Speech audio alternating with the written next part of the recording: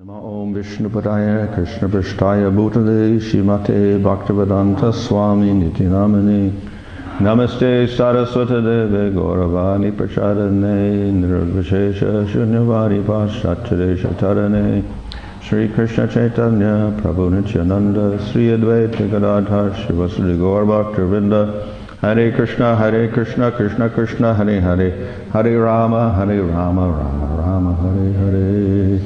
Srimad Bhagavatam, Canto 1, Chapter 16, Verse 1. Sutta Uvacha Tata Parikshadvijavaya Sikshaya Mahi Mahabhagavata Sasasaha Yatahi Suchyam Abhijata Kovida Samadhishan Vipra Mahad Gunastataha.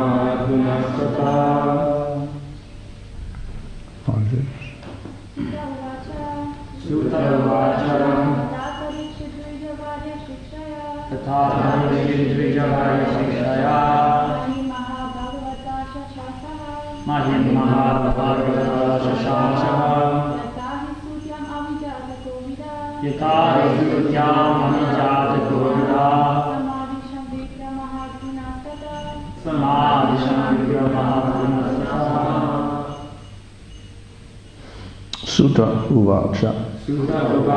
Sutta Goswami said, Tata, thereafter, Parikshit, Maharaj Parikshit, Dvijavarya, the great twice-born Brahmanas, Shikshaya, by their instructions, Mahim, the earth, Mahabhagavata, the great devotee, Sasasa, ruled in the past.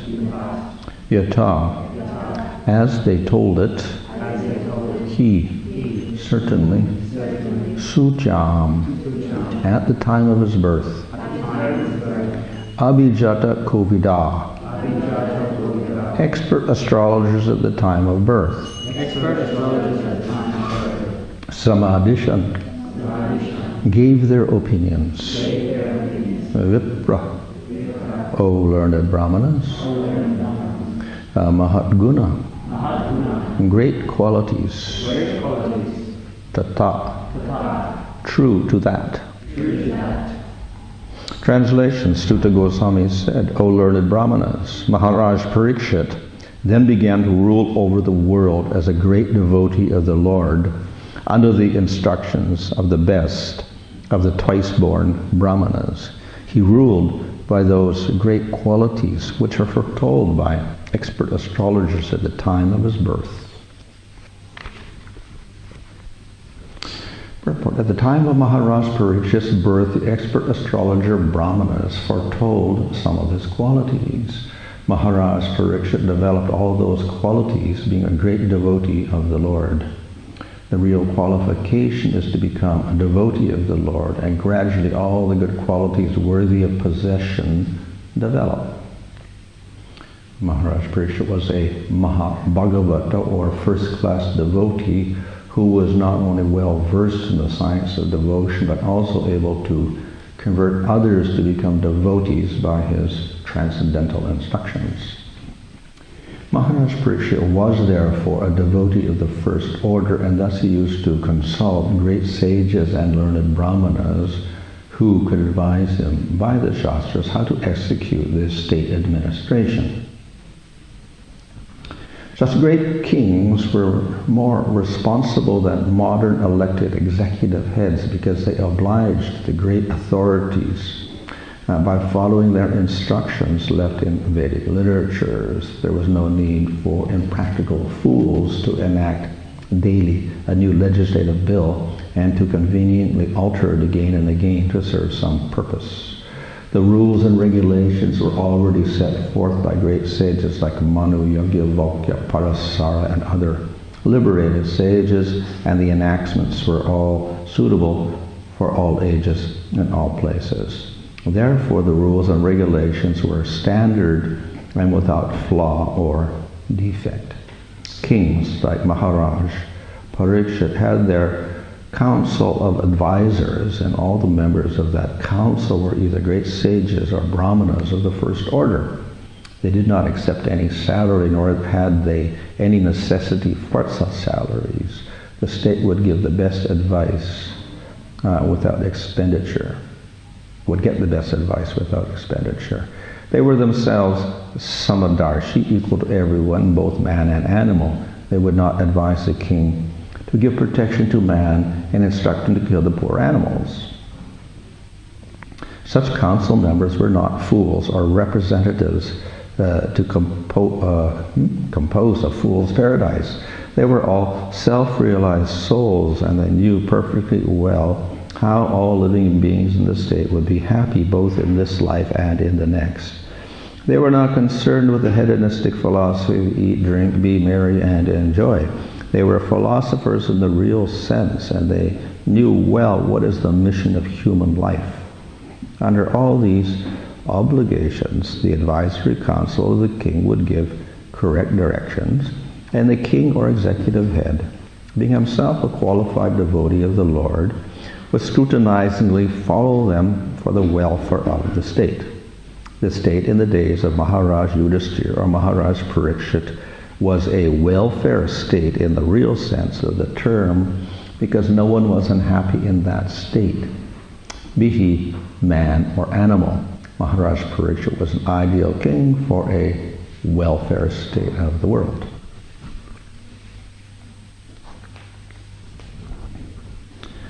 Translation: Sutta Goswami said, O learned brahmanas, Maharaj Parikshit then began to rule over the world as a great devotee of the Lord under the instructions of the best of the twice-born brahmanas. He ruled by those great qualities which were foretold by expert astrologers at the time of his birth.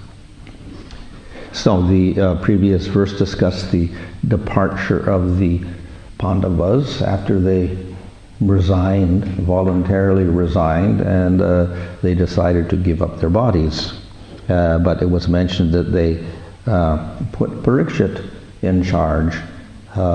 In other words, they fulfilled their responsibility of making sure that the government would go on by putting in place a qualified person.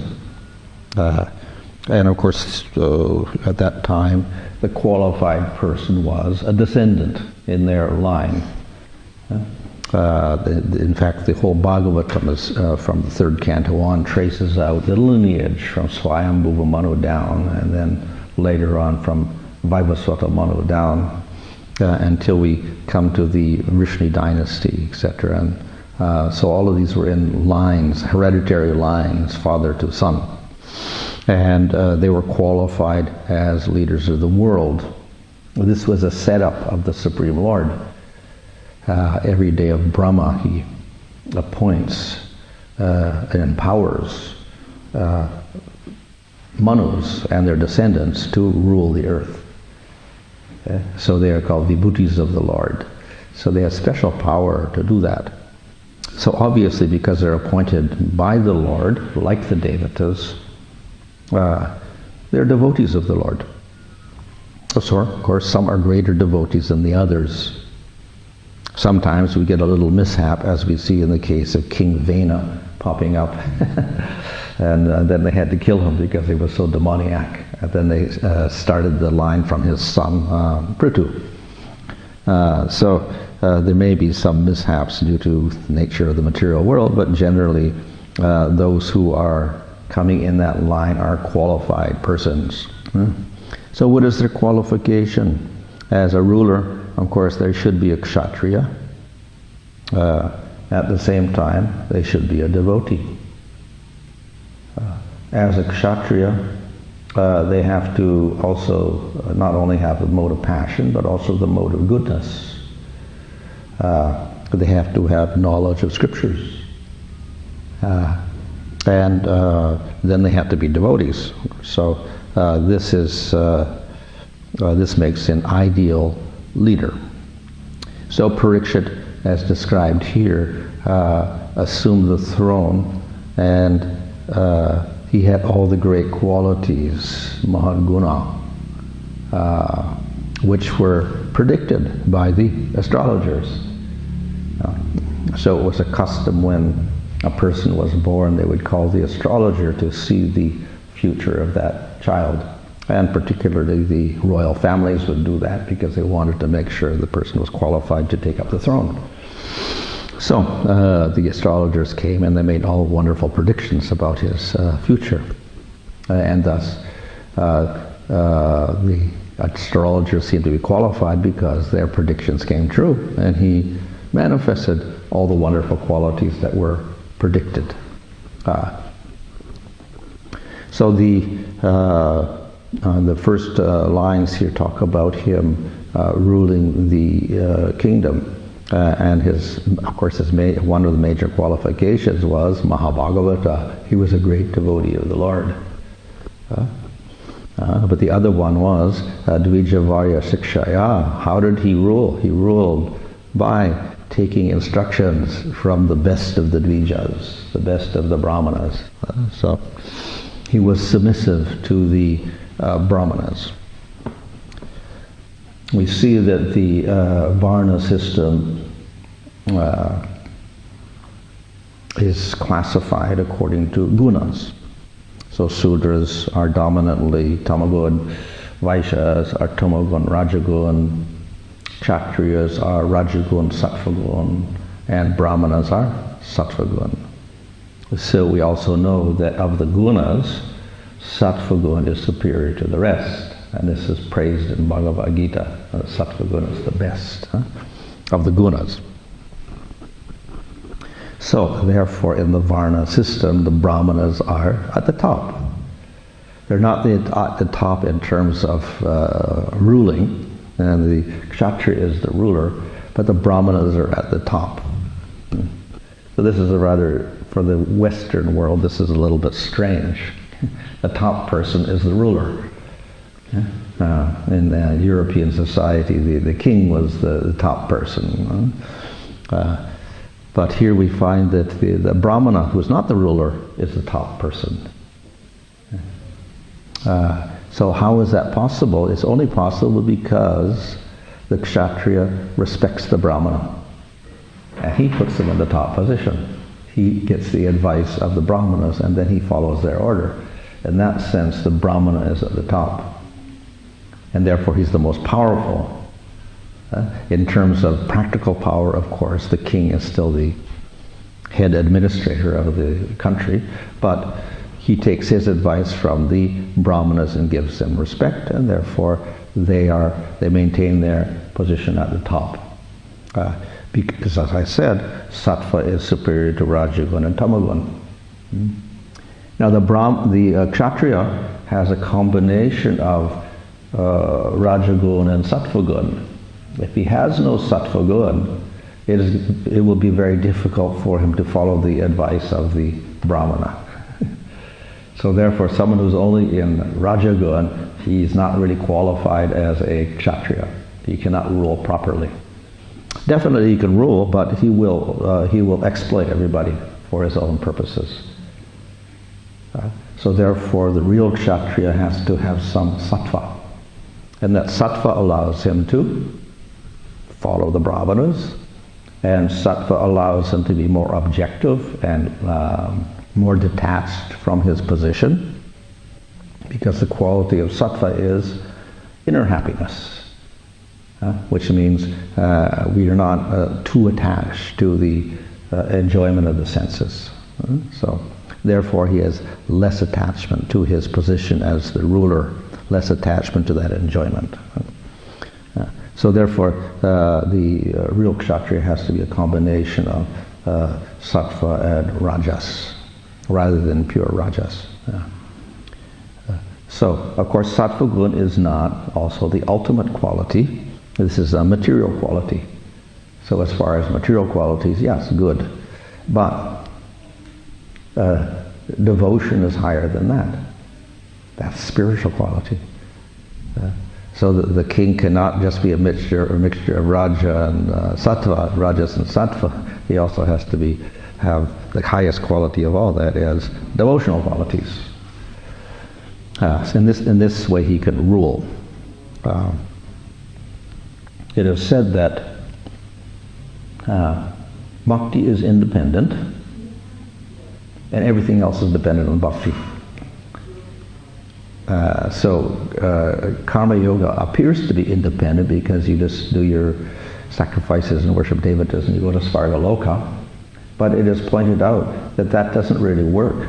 If you offend the Supreme Lord, then you can't even get to Svarga Loka.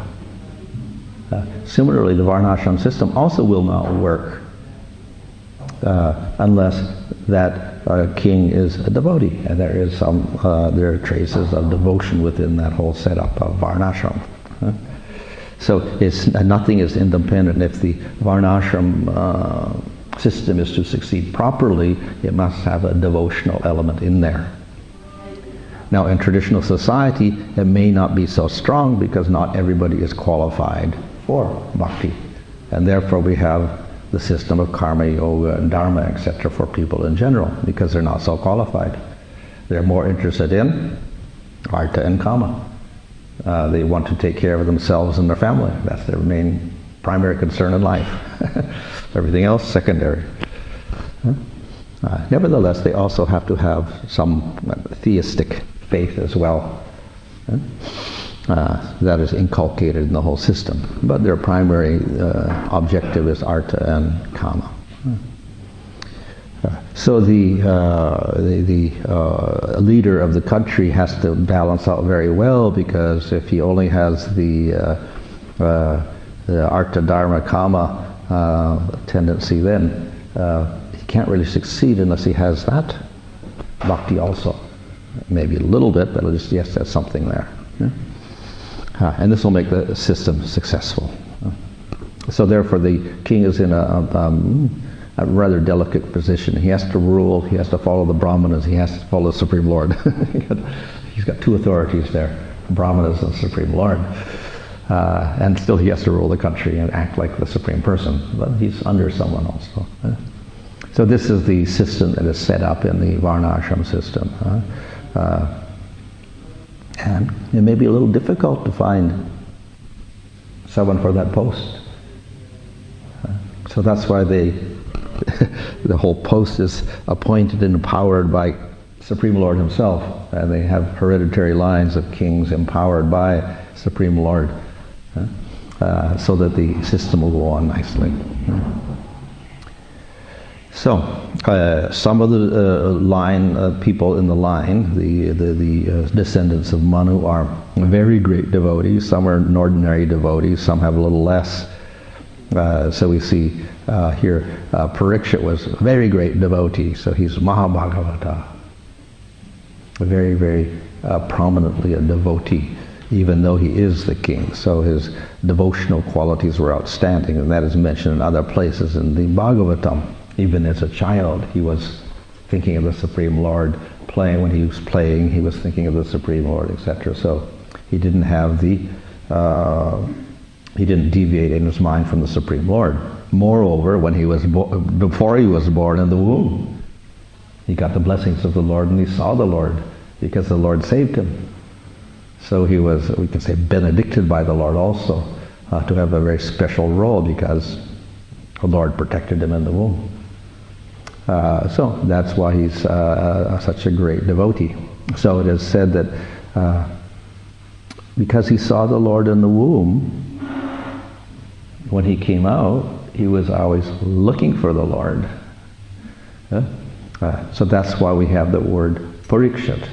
Iksha means to see, and pari means everywhere. So he was looking everywhere to see that Lord that he saw in the womb. So that was his natural quality, to always desire to see the Lord. So naturally, when he became king, then he was also a great devotee. But we see here that he followed the advice of the brahmanas, the best of the dvijas. In the Chaitanya Charitamrita there, when Chaitanya Mahaprabhu describes the hierarchy of life, we have plants, and then we have animals, and then we have human beings, and then we have human beings who have varnashram system. Then among those we have the brahmana. And then superior to the brahman is the brahman who's actually following. He's not only brahmana in name only, but he's actually following very properly. He's a better brahman. Of course, better than that is the Vaishnava. So the Dvijavarya, the good brahmanas, these are the ones that are following. They've studied the Vedas. They know the conclusion of the Vedas. They follow the Vedas. They've developed wisdom as well, not just knowledge, but they do have wisdom. They have some realization. And therefore, they're qualified to teach. So these were the type of brahmanas that he had. Dvija, of course, means twice born. One is born from the womb. That's the first verse of first birth, and of course all animals get that birth. So second birth is to get the Brahma Gayatri mantra and then be qualified to study the Vedas. So this is given to Vaishyas, Kshatriyas, and Brahmanas. And of those, the Brahmana is considered to be superior because he should have subtle good qualities. So he's the one that usually studies the Vedas more than the other two varnas. So in this way, they are Dvija. If they study the Vedas and they know the Vedas, they are Dvija, and not in name only, but by qualification, study. If they don't study the Vedas, then they simply get the ceremony and get the mantra, but they don't do anything with it. They don't even know what the mantra means. Then they are Dvija in name only. So, of course, we can even say that the mantra itself, that is the Brahma Gayatri mantra, though it is taken by the smartas to be a regular punya, actually it is also a glorification of the Supreme Lord. So we can say it's a Vaishnava mantra. Why? Because it's a glorification of Vishnu. So therefore, if one gets that mantra, one is getting initiated as a Vaishnava, technically speaking. And if one chants the mantra every day and meditates on Vishnu, very good. Then one can advance in devotional service. But unfortunately, different brahmanas will have different interpretations of that mantra, and some will say it's Shiva, some will say it's Suryadev, etc. So that way the meaning gets lost, and therefore not every Dvija is a Vaishnava. They should be, but they're not, practically speaking. So anyway, the best of the Dvijas are the brahmanas, and the best of the brahmanas are those that not only go through the ceremony, but also learn the Vedas, learn the conclusion, practice the Vedas, and get some sort of realization. Then they're qualified to teach the king. So therefore they are highly respected persons. We can apply the same standards to devotees also, not just brahmanas, but devotees. As is mentioned in the purport, he says that one should not only be qualified with the Vedas, one should also be able to teach it properly and to convince other people about it. So that's actually the definition of the Vaishnava given by Chaitanya Mahaprabhu. The first year when everyone said, who's a Vaishnava? The Lord Chaitanya said, anyone who chants once the name of the Lord, he's a Vaishnava. Then they were a little puzzled by that, and next year they came back from Navadvip and they came to Puri and they asked the same question, who's a Vaishnava? Lord Chaitanya said, anyone who chants continuously, he's a nice Vaishnava. So they were satisfied with that. Then next year they came back and they asked the same question, who's a Vaishnava? And Lord Chaitanya said, anyone upon whom seeing, he makes you chant, he inspires you to chant the holy name, he's a Vaishnava. So therefore the best Vaishnava is the one who can inspire others to chant. But how can he do that? He has to chant purely. How can he chant purely? He has to get knowledge. So we say that without knowledge you're in namabhas. So that's impure chanting. We're unclear about who's God, and if we're unclear about what's pure bhakti, etc. What is the goal? So we need some knowledge. I may want to get the knowledge from scripture and devotees. So we have to take a devotee association, get the knowledge, then we can get to pure bhakti. But even that's not enough. It's not that you just learn the books, etc. You have to practice. So part of getting the knowledge is practicing it. So we have these three steps in knowledge. Sambandha Gyan, that's the knowledge part. We have avidya, the practice part, and we have prayojan, the goal. All three things are necessary. We have to do all three, we have to know all three. So we get the knowledge and then we have to practice, and that qualifies us to be the best Vaishnava. And with that, then we can preach to others, we can convince others and make them into good Vaishnavas. If we just have the knowledge but we don't have the practice, then what can we do? Therefore, the knowledge plus the implementation is very necessary. Then we have the potency to communicate that knowledge to others and inspire others to adopt the process.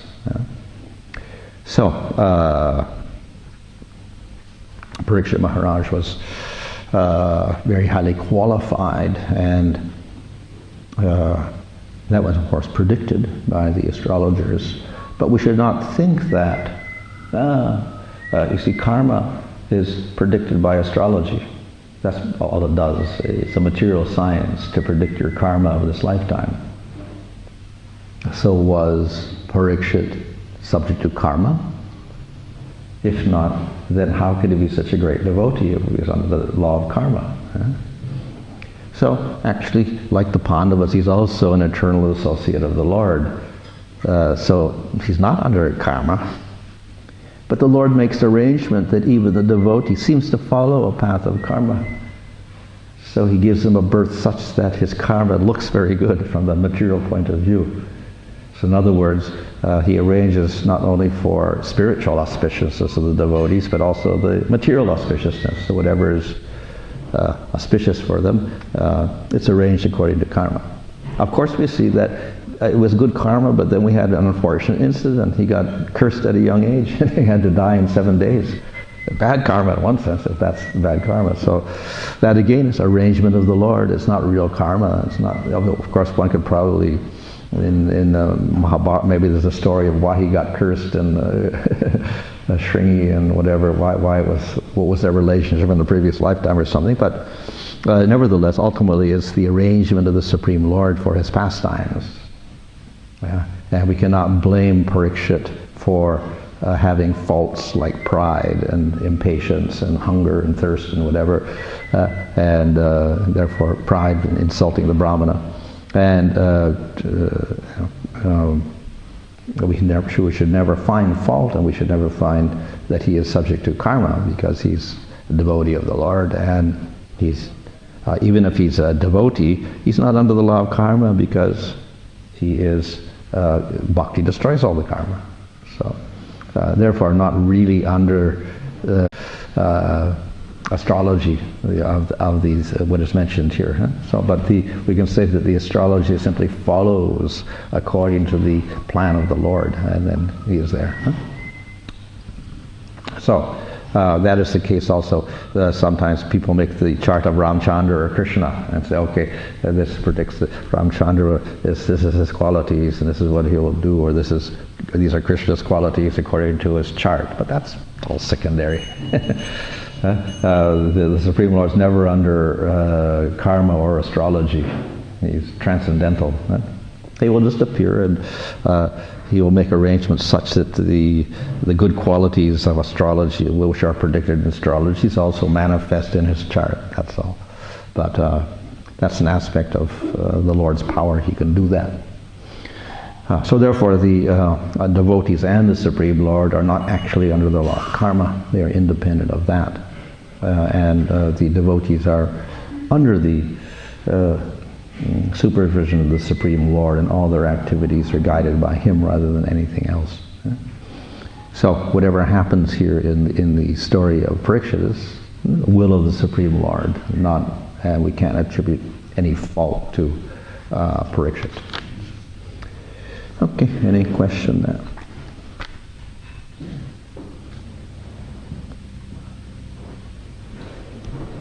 Maharaj, at the beginning of the talk, you said you were talking about the Manus giving laws, and you said they were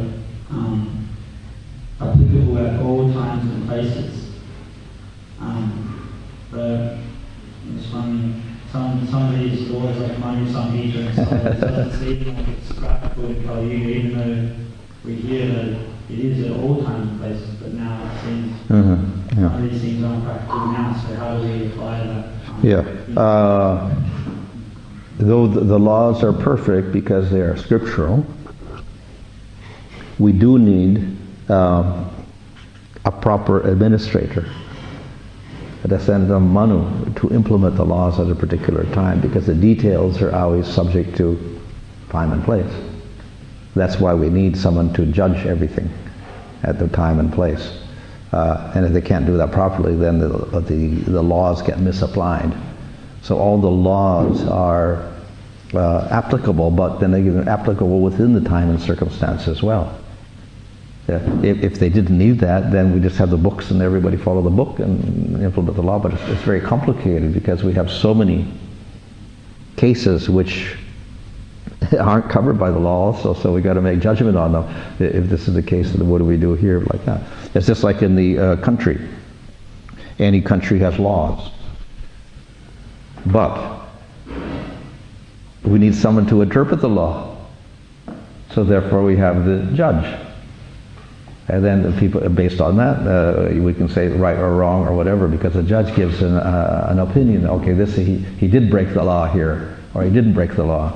And that's because there are complications in applying justice and laws, etc. In all cases. Sometimes it's a matter of who's telling the truth or whatever, and sometimes it's a matter of the law itself is a little ambiguous. So therefore we need someone to very wise who can apply the law properly at every particular time. And therefore it may look like the law is subject to time and place or whatever, but actually it's just the application of the law. The principles are absolute for us, and then the application may be slightly changing according to the circumstances. Well, when you say that devotees are not affected by karma, you mean that devotees are not affected by karma? You include all of us? Well, there's a little, we can say, like Ajamil didn't have any karma, for instance, when he chanted the name accidentally once. All his karmas, past, present, future, gone. Yamaraj couldn't touch him, no karmas. So, yet we see people seem to have karmas, etc. So, the case of Ajamil was, he had no offenses, and therefore all the karmas got destroyed. That's one thing. And if we do have offenses, then all the karmas are not quite destroyed, so there's still some karmas left. So we can still make karma, isn't it? Okay, yeah, of course you can make karmas, but if you chant the holy name once purely, or just accidentally, namabhas even, with no offenses, even you make more karmas, there's no effect. As in the case of Ajamil, after he chanted the name, he still committed sinful activities, but Yamaraj still couldn't touch him. So that's the power of even chanting the holy name once in Namabhas. But as I said, if we do have some offense involved, then the process is a little slower. The other point is that even if Ajamil did destroy all of his karmas, it didn't look like all of his karmas were destroyed. Because he looked like exactly the same person. He didn't suddenly turn into a pure devotee or anything when he was, and followed Dharma after he named his son Narayan. He didn't. He continued to do sinful activities. And he also didn't know he had changed. He was also surprised when the Yamadutas couldn't touch him. There is like an appearance of karma that goes on, even if your karmas are all destroyed. Okay? So if your karmas are destroyed, what is it? That's a pattern that the Lord keeps, or the holy name keeps. And it more or less hides its power, and that you get a pattern anyway. And that pattern will continue even for a person in prema. And so a prema bhakta also, he's definitely got no offense, he destroyed all of his karmas via sakti stage, etc. But then he will get sick, he will get accident, and he will die. This looks like karma. So there's a pattern that looks like karma even for the prema bhakta. And the Lord keeps that pattern there, as long as you got a material body. So, but it's not karma as such, it's under the Lord at that point. So it's different. At that point when you really advance. Yeah. And for people that are not advanced, even then, they may have destroyed all the karmas, but still they got a pattern there. As in the case of Ajamil, who wasn't even a devotee, it looked like the karma was still going on, but actually all his karmas were gone. Because all through the Bhagavatam and Bhagavad Gita, constantly it's repeated that karma is destroyed only when the seed of desire or creative activities is totally eliminated. Krishna never says, but if you practice sadhana bhakti, then it doesn't matter, I'll take care of it. It's constantly repeated, the seed of creative activities. And from my point of view, myself and many devotees in ISKCON, there is still that seed. Yeah, well, there's different levels. One is the result you're getting now in terms of karma. That's the result of your sinful activities. The actions themselves, of course, happened in previous lifetimes. What caused those actions? Desires. That's called the seed of sin. And then why the desires are there? And the ultimate cause is ignorance. So these are all causes of suffering in the material world. They all get destroyed by bhakti, but it's the karma that goes, and then the seed goes, and then finally the avidya, the ignorance goes finally in bhava stage. So they're gradually destroyed. And also there is a verse here that I was reading last night, and it says that even a liberated soul accepts his own body according to karma. Even the? Karma. In the Bhagavatam, Canto 5, it says that even a liberated soul accepts his own body according to past karma. Accepts his body if he's liberated? How do you mean? That his body is product of his past karma. Well, he may get liberated in this lifetime, but as long as he's got a body, that's the remnants of his past karma, so to speak. He's got a body. Of course, it is said that, yeah, if your karmas were all gone, then your body would disappear. So if someone practices and he attains a state of liberation in his lifetime, his body should disappear, because he's got no more karma, but he's got a body, so that's called the jivan mukta state. So that bit of karma continues until he dies, and he gives up that body. But for the devotee, in one sense, if he gets prema, he still has a body. That's not karma at all. It's simply the will of the Lord that body is maintained, but it looks like it's karma. So it goes an appearance of karma, but actually it's the will of the Lord. And also sometimes I find it a little bit confusing how devotees, every single thing is if Krishna wants. Or for example, I heard some devotees say that this coronavirus is Krishna. The what? Coronavirus, the virus, is Krishna who arranged that. Well, ultimately we say everything in the creation of the material world and all the birth and death of the material is ultimately under Krishna, but we can say it's indirect also, because why does Mahavishnu create the material world? It's only because the jivas have desires, material desires. That's why he does it. then within the material world, why we have the law of karma operating? Because we have jivas who want to enjoy in the material world, etc. Why do they suffer? It's not that the Lord wants them to suffer, but they do actions, and according to that law, then they suffer because they do actions which are bad and sinful. Therefore, they suffer. So they create their suffering. It's not that the Lord creates it in that sense. It's the jiva and his free will that does this.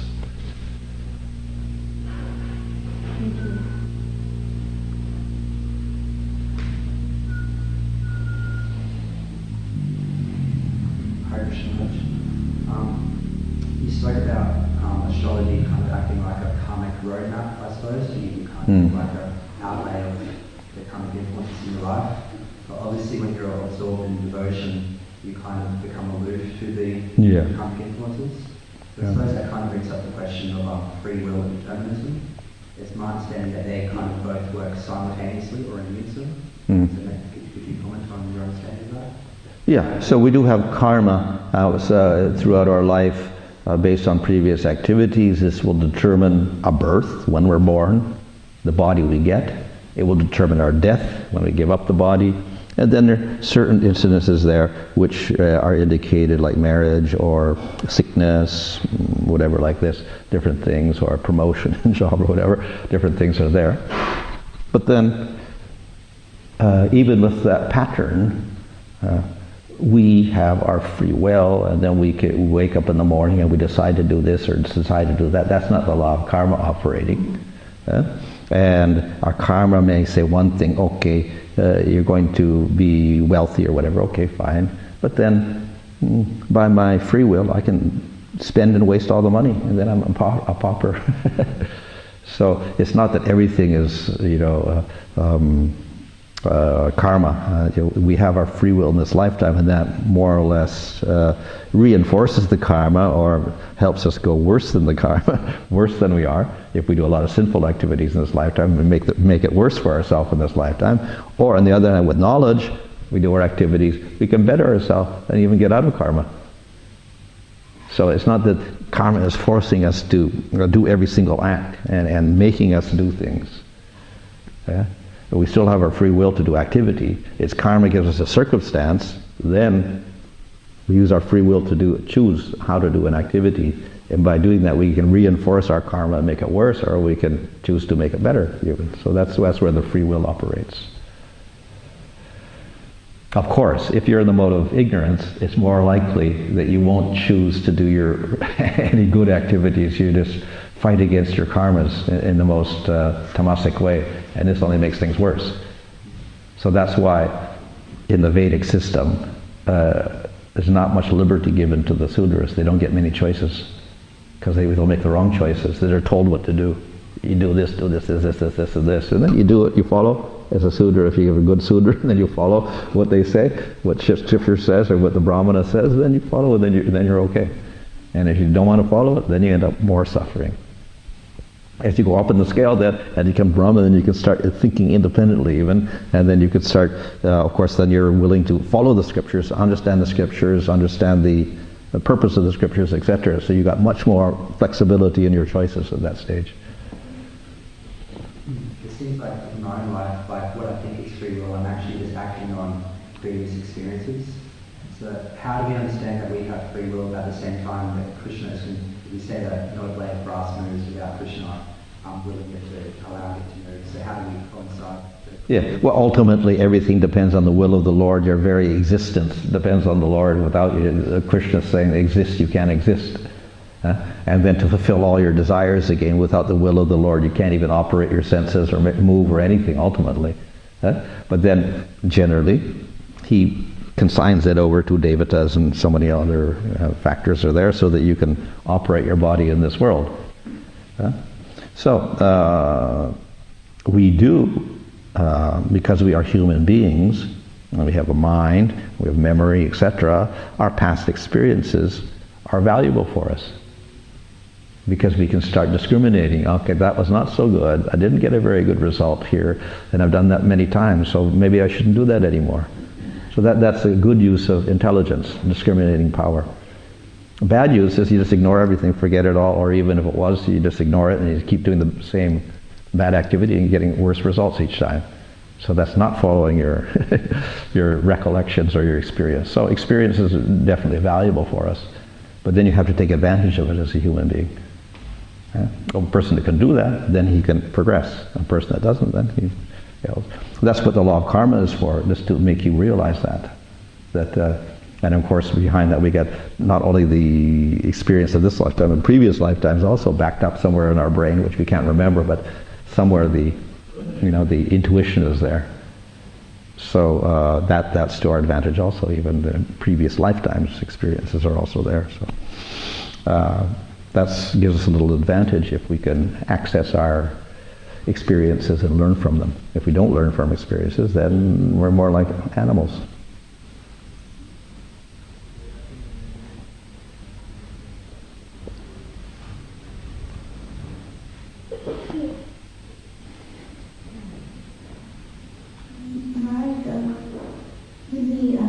Cultivating knowledge in the association of devotees, even as aspiring practitioners, we understand we need to practice that knowledge we have. So how to develop that humility to also accept that knowledge when it comes to devotees? Because sometimes the instructions come, but because we all have a false ego, we are not. Our false ego is so huge, we're not willing or open to hear what the devotees say. Sometimes people think that, okay, I'm just reading and I know everything, I'm above all instruction. So how to develop that humility? Because that burns out the thought. Well, of course, that's a qualification for bhakti, as we say, Trinadapi Sunichena Torapi Seshnuna. So it's an initial qualification, and we can say at the beginning of bhakti itself, it is an essential element. And as I described in the story of Gopakumar there, I mentioned that, ultimately, as you progress in bhakti, the humility must become greater. And then it's the greatest in the greatest devotees. And the greatest devotees are the gopis. And the gopis are the most humble. So if we are going against that at the very beginning of our sadhana, then it's very difficult for us to advance at all. So therefore it has to be, we can say, cultivated or you can say it's intrinsic in the whole process of bhakti from the very beginning. So if we don't have that, forget about bhakti, we can say in one sense. So of course it's not perfect in the beginning, but we have to let it grow, and with the growth of bhakti, then that humility should grow. If it doesn't grow, it means our bhakti really isn't growing also. There's something wrong there.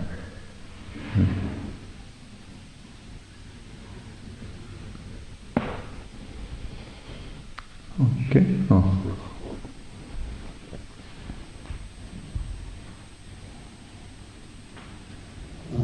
Regarding the meditation, that should is prevalent anymore of ignorance.